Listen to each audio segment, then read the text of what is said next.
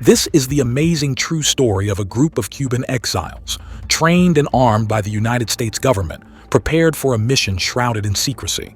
Their faces veiled by determination, they were part of a plot that would send shockwaves through the corridors of power, from Washington to Havana. The stage was set for the Bay of Pigs invasion, a daring attempt for rebels to topple the communist regime of Fidel Castro. But little did they know, their mission was just one thread in a complex web of espionage, deception, and international politics. The CIA had devised a plan so audacious, it could change the course of the Cold War. The Bay of Pigs was a powder keg of suspense, with every decision, every move fraught with peril. Join us on this journey through history, where heroes and traitors, spies and patriots clashed in a high-stakes drama that played out on the shores of the Bay of Pigs. Cuba, 1898. The United States declared war on the Spanish Empire that was ruling Cuba, setting the stage for a momentous chapter in history, the Spanish-American War. What followed would change the course of nations. As the dust of battle settled, the Spanish army was vanquished, and a new era was dawning. But with this new beginning came an unsettling transformation, as American settlers and businessmen arrived on Cuban shores, drawn by the siren call of opportunity. By 1905, a startling revelation emerged. 60% of Cuba's rural properties were now owned by non-Cuban-born North American citizens. March 1952. A Cuban general and politician, Fulgencio Batista, seized power, deposed the current president Carlos Prios Socarrás, casting a long and ominous shadow over Cuba. Batista's regime descended like a tempest. To many Cubans, it felt like the grip of dictatorship had tightened, sowing the seeds of rebellion, a rebellion that would mark the genesis of the Cuban Revolution. Through the years, many opponents of the Batista regime took to armed rebellion to oust the government. The best known is a rebel named Fidel Castro, a figure of rising prominence in the revolution. He systematically begins his beatdown of Batista's army. February 1959. Fidel Castro takes on the role of prime minister, but the flame of democracy, once a beacon of hope, began to flicker ominously. Batista had canceled elections, and Castro brushed aside the need for such formalities, claiming that the revolution had ushered in a new era of direct democracy.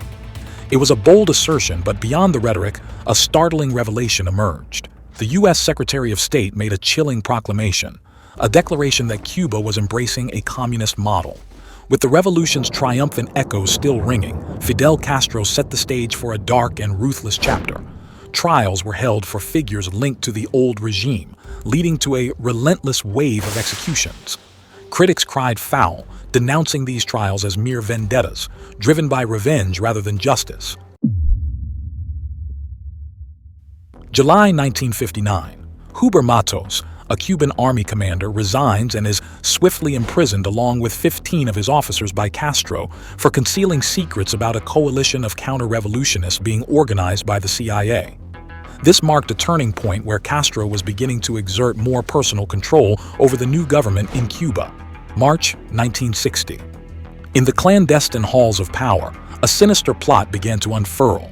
A plot that would reshape the destiny of nations, shrouded in secrecy and cloaked in intrigue. Once Castro took complete control of Cuba's oil refineries, the U.S. set in motion an embargo on exports to Cuba. The CIA, emboldened by the support of President Eisenhower, presented a chilling plan to the U.S. National Security Council. Their objective? The overthrow of Castro's administration, replacing it with a regime more aligned with the desires of the Cuban people and palatable to the United States. The specter of intervention loomed large, casting a dark shadow over the proceedings. April 1960. Manuel Artime, a leader of the INRA and inspired by Matos's grim fate, made a decision that would shape the course of history. He resigned and, with the help of the CIA, embarked on a perilous journey to the United States, where he became an unwitting pawn in a sinister game.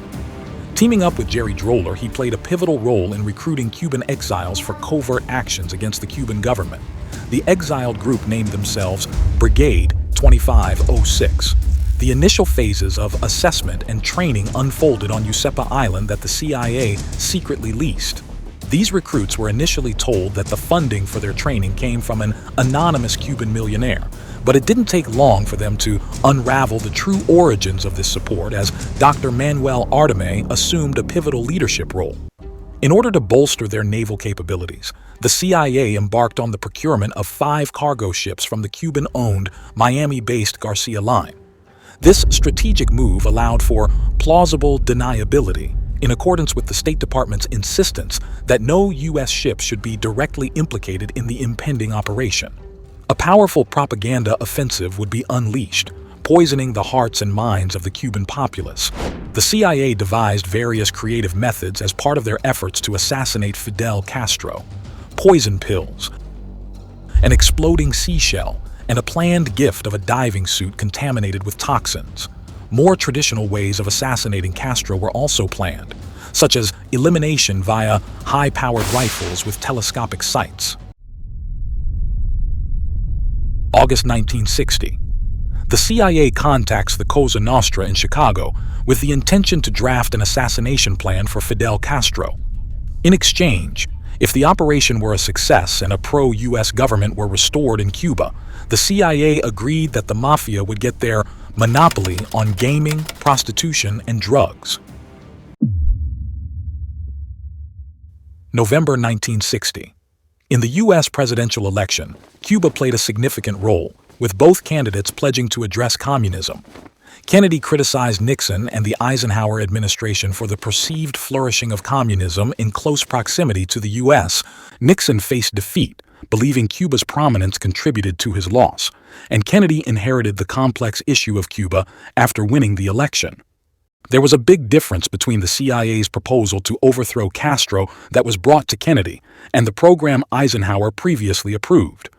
The original plan was to recruit, train, and infiltrate guerrilla forces into Cuba.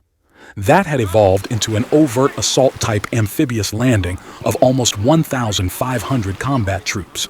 In reality, as a report by the CIA Inspector General said later, there was no intelligence evidence that Cubans in significant numbers could or would join the invaders. The Joint Chiefs of Staff were given to understand that the mission of the CIA's and the Pentagon's role was to assist and support. In response to Kennedy's request for a review, a JCS report said the operation had fair chance of succeeding. The actual analysis put the probability of success at 30%. The fair chance wording was intended to mean not too good, but it was interpreted as an endorsement.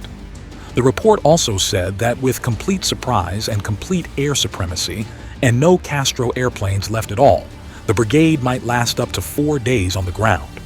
The critical factor was to destroy Castro's airplanes on the ground. Prior to the invasion, brigade bombers were to strike the 3 major airfields. January 1961. A chilling moment arrived when President Kennedy was briefed on the plan, codenamed Operation Pluto. It entailed a daring maneuver, 1,000 men landing in Trinidad, Cuba. However, the State Department recoiled, fearing the absence of a substantial airfield for the B-26 bombers and the risk of shattering the illusion of an uprising that appeared unrelated to American involvement. Fearing failure, Operation Pluto was relegated to the dustbin of history. Instead, Kennedy, the puppet master of this dark theater, gave his approval to change the invasion site to the Bay of Pigs. Its allure lay in the promise of a longer airfield, further removed from civilian eyes and the prospect of a quieter, less overt military operation. The planners did not know it was Castro's favorite fishing place, or that he was especially popular there. The Alabama Connection.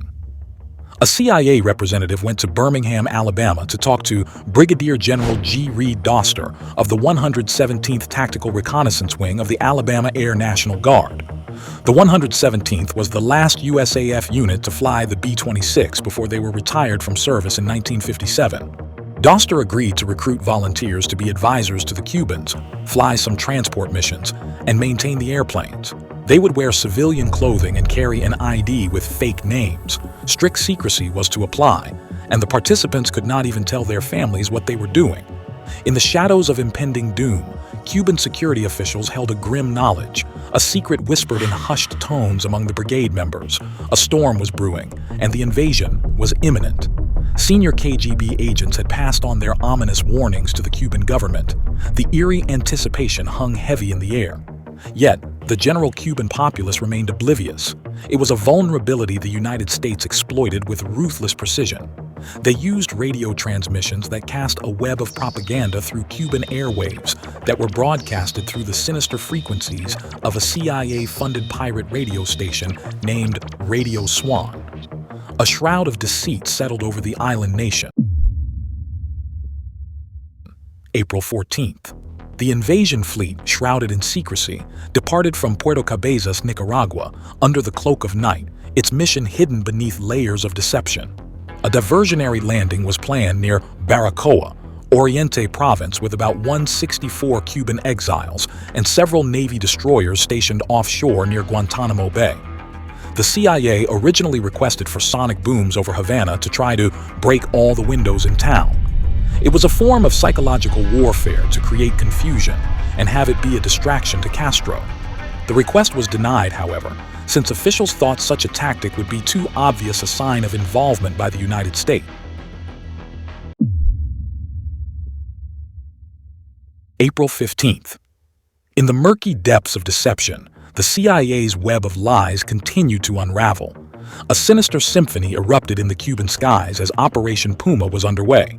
To deflect any notion that the United States had anything to do with the attack, the CIA had employed 8 outdated B-26 bombers from World War II, disguising them to resemble Cuban Air Force aircraft with multiple planes carrying the same number 933 for disinformation reasons. However, the CIA planners did not know or paid little attention to the fact that the Brigade B-26B had a solid nose that looked nothing like the transparent nose on the Castro B-26C. The first round of airstrikes by the Cuban exiles were considered a failure as mostly non-operational aircraft, civilian aircraft, and only a handful of Cuban military planes were destroyed. About 90 minutes after Operation Puma began to attack Cuban airfields, the CIA's clandestine touch was evident again. Before departure, another B-26 with the same number 933 had its cowling from one of its engines removed and was fired upon by CIA personnel, then reinstalled to give the false appearance that it had taken damage from ground fire. Once the pilot was a safe distance north of Cuba, he feathered the engine containing the bullet holes, radioed a mayday call, and requested immediate permission to land at Miami International Airport. The pilot was Mario Zúñiga, formerly of the Cuban Air Force under Batista, and after landing, he masqueraded as Juan Garcia and publicly claimed that 3 colleagues had also defected from the Cuban militia. This deception operation was successful at the time in convincing much of the world media that the attacks on the Cuban bases were the work of an internal anti-communist faction and did not involve outside actors. When reports of the attack emerged, photographs of the repurposed U.S. planes surfaced, divulging the extent of American involvement in the invasion. In response to this revelation, President Kennedy made the decision to call off a planned second airstrike, but the charade didn't end there. That night, Cuban Foreign Minister Raul Roa raised his voice, a chilling accusation echoing through the hallowed halls of the United Nations. He accused the U.S. of launching aggressive air attacks against Cuba, a declaration that sent shivers down spines. The U.S. ambassador to the UN, Adlai Stevenson, vehemently denied any U.S. intervention in Cuba, pledging to prevent U.S. citizens from partaking in actions against the island nation. To prove his point, Stevenson presented a UPI wire photo depicting Zúñiga's B-26 aircraft with Cuban markings at Miami Airport. He too was ensnared in the web of deception, still believing that Cuban defectors had orchestrated the attacks that day. He was later embarrassed to realize the CIA had lied to him, but the truth remained elusive, as the CIA's sinister hand played its final cards. Kennedy himself lent his support by saying, "I have emphasized before that this was a struggle of Cuban patriots against a Cuban dictator.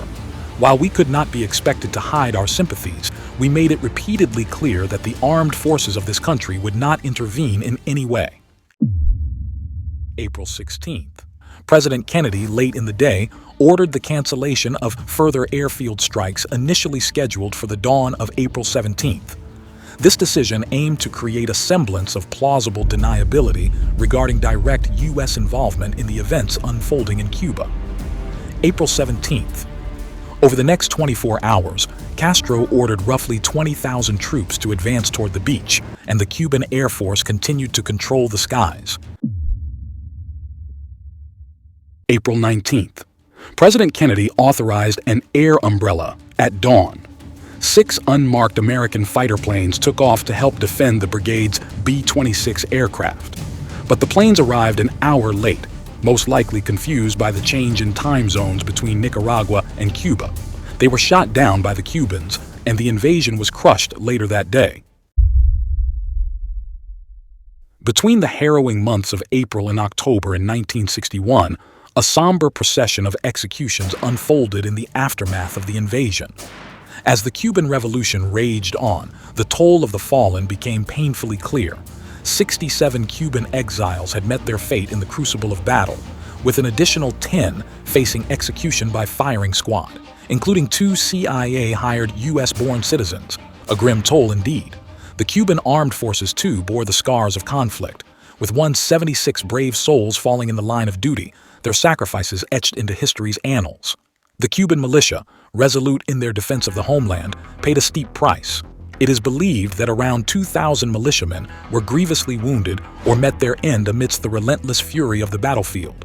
Other Cuban forces, their numbers swathed in uncertainty, bore casualties ranging from 500 to 4,000 killed, wounded, or missing. Their sacrifices added to the somber tapestry of the conflict. In the year 2011, the National Security Archive unveiled a trove of over 1,200 pages of documents, brought to light through the Freedom of Information Act.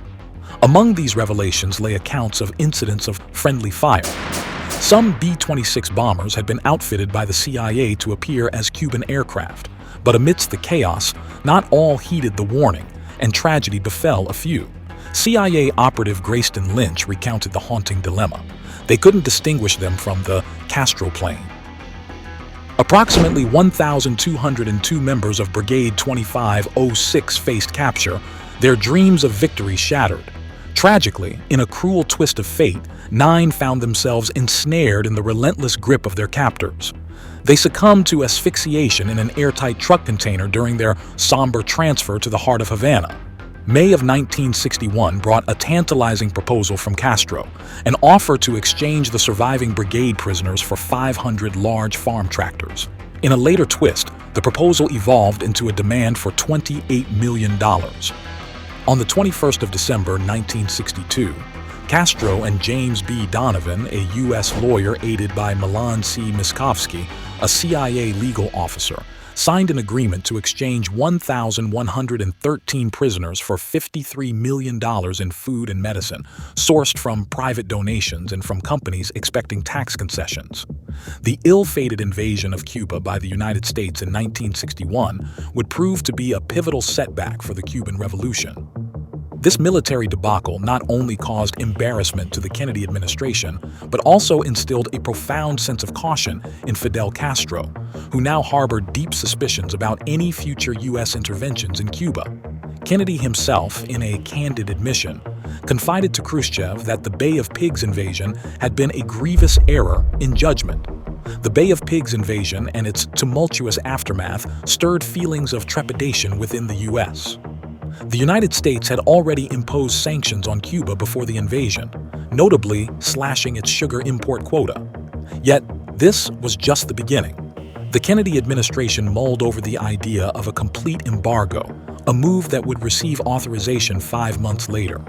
Determined to oust Castro, the Kennedy administration escalated its efforts and initiated clandestine operations aimed at toppling the Cuban leader.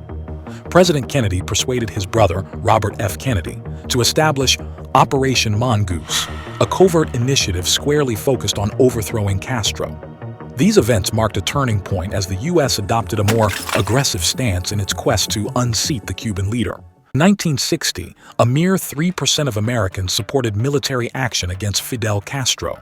Yet, in the wake of the Cuban invasion, a seismic shift occurred.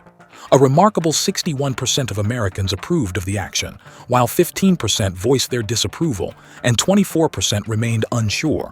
Gallup's polling data revealed that a policy resembling the Bay of Pigs operation still enjoyed a narrow margin of favor. President Kennedy's approval rating soared, climbing from 78% in mid-April to a commanding 83% in late April and early May. By 1963, public opinion polls indicated that 60% of Americans viewed Cuba as a serious threat to world peace. However, a majority, 63%, expressed their reluctance to see the U.S. embark on a mission to remove Castro from power. The story of the Bay of Pigs invasion serves as a stark reminder of the deceptive and convoluted nature of covert operations in the world of geopolitics. It's a narrative that underscores the lengths to which governments can go, often in secrecy, to achieve their objectives. The mission, cloaked in layers of intrigue and misinformation, not only ended in failure but also left a trail of consequences and implications that continue to resonate. Following the Bay of Pigs invasion's failure, the erection of the Berlin Wall, and the tense Cuban Missile Crisis, President Kennedy was deeply concerned about the potential consequences of another setback for the United States. He feared that such an event would severely undermine U.S. credibility with its allies and tarnish his own reputation. Therefore, Kennedy was resolute in his determination to establish a firm stance and prevent the spread of communism. He confided in James Reston of the New York Times, saying, "Now, our challenge is to ensure the credibility of our influence, and it appears that Vietnam is where we must do so."